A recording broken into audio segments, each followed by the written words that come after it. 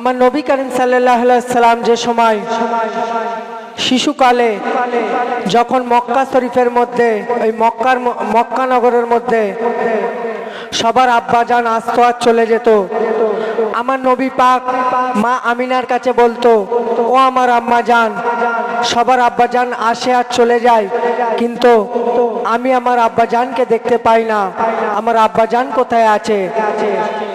তখন মা আমিনা আমার নবী করিম সাল্লাল্লাহু আলাইহি সাল্লামকে নিয়ে গিয়ে পিতা আব্দুল্লাহ কবর দেখাচ্ছে। আর কিভাবে দেখাচ্ছে, কি বলছে কবি ছন্দের মাধ্যমে বলছে, শুনুন।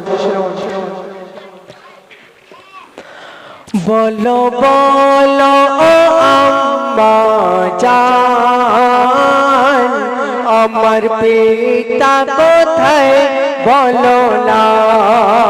নবী পাক বলছে মা আমিনাকে, বলো বলো ও আম্মা জান, আমার পিতা কোথায় বলো না। সবার পিতা আছে দেখি, আমার পিতা কেন আসে না। বলো বলো ও আম্মা জান, আমার পিতা কোথায় বলো না। তখন মা আমিনা নবী পাককে নিয়ে গিয়ে কি দেখাচ্ছে, শুনুন। শোন বলি আয় মোর কাছে, তোর পিতা যে ঘুমিয়ে গেছে। শোন বলি আয় মোর কাছে, তোর পিতা যে ঘুমিয়ে গেছে। ওই মরুর বালির নিচে চিরতর বিদায় নিয়েছে। ওই মরুর বালির নিচে চিরতর বিদায় নিয়েছে। আর তখন দেখে মোহাম্মদ কিছু বলে না, মায়ের কান্না যে আর থামে না। বলো বলো ও আম্মা জান, আমার পিতা কোথায় বলো না। তারপর বলছে, শুনুন। পিতার কবর দেখাই শিশু নবীকে, অশ্রু বয়ে যায় দু চোখে। পিতার কবর দেখাই শিশু নবীকে, অশ্রু বয়ে যায় দু চোখে। মা আমিনা বিদায় নিল, তুফান বয়ে যায় নবীর বুকে।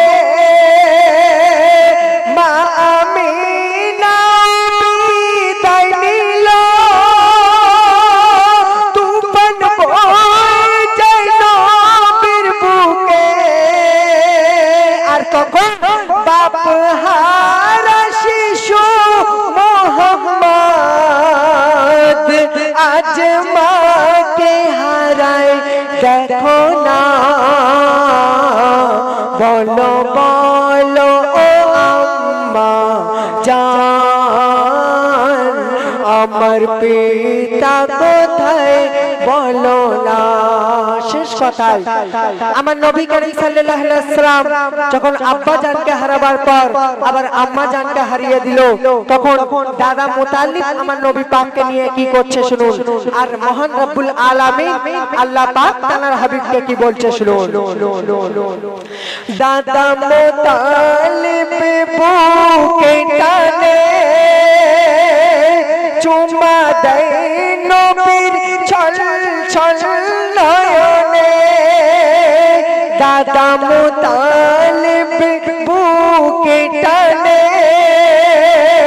चुमा दे तार छल छल नयने আর মুতালিব দাদার ইন্তেকালে নবী আছাড় খাই জমিনে মুতালিব দাদার ইন্তেকালে নবী আছাড় খাই জমিনে আর তখন খোদা বলে ও হাবিব কে দোনা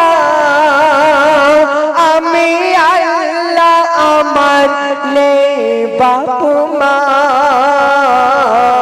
বলো বলো ও আম্মা জান আমার পিতা কোথায় বলো না সবার পিতা আছে দেখি আমার পিতা কেন আসে না বলো বলো ও আম্মা জান আমার পিতা কোথায় বলো না এখন আপনাদের সম্মুখে আসবে